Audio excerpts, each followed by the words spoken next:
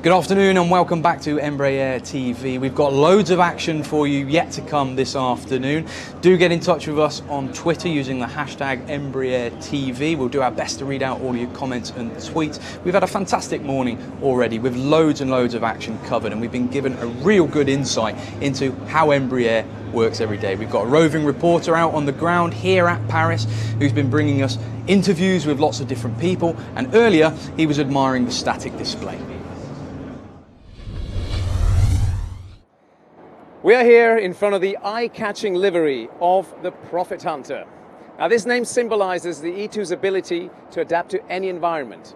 It can fly long distances with amazing efficiency, which of course is great to hunt down new business opportunities in a competitive market. Now, this Golden Eagle was inspired by nature. It's a magnificent bird with a strong focus and a sharp eye. And the artist, Cloadoaldo Quintana, had a huge enthusiasm for this project, and he let his creativity soar. So let's take a look at how he's done it.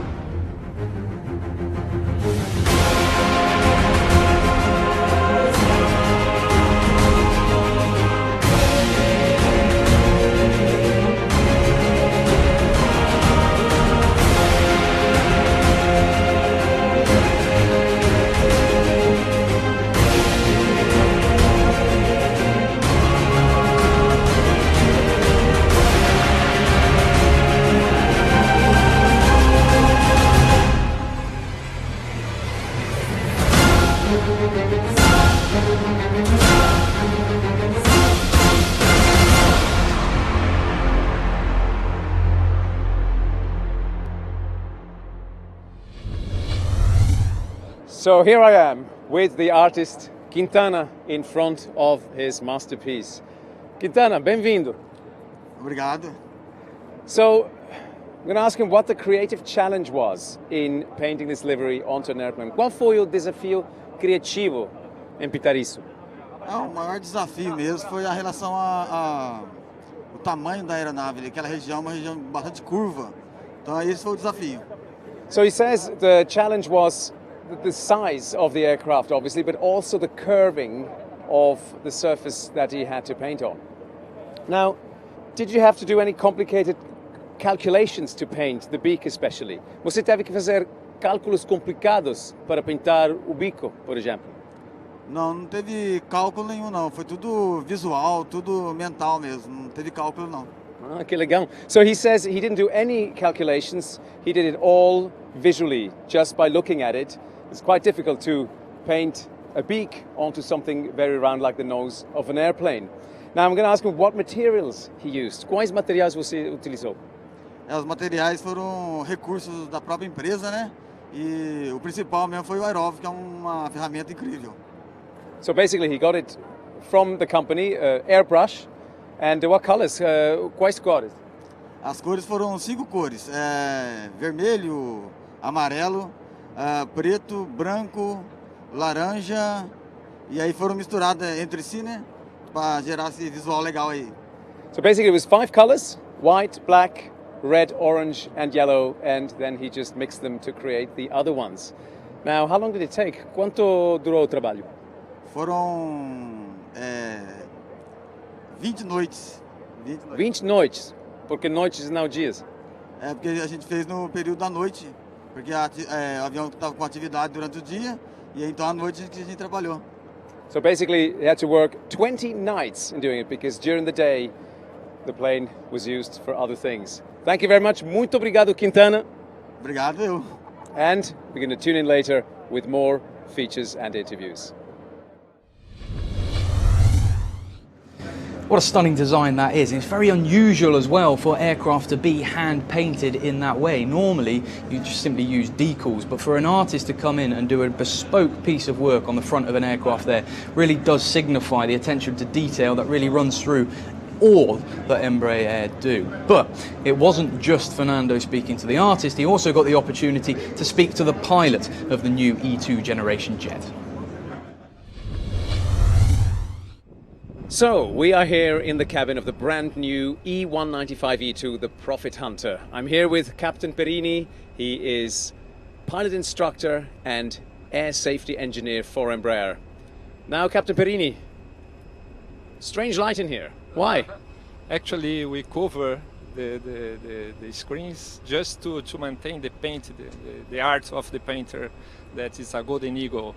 The beautiful livery. Now, have you flown this before? Yeah, sure. It's amazing fly this aircraft. It's fantastic. You are having good results in terms of test flight with this aircraft. So why do you think that is? What can you say about the cockpit? Like, what makes it so special? Yes, for me the special part of these new improvements that we have in this aircraft is the avionics. We have 4 screens that you can split the screens and have all the information regarding the situation awareness for the pilot is really, really important.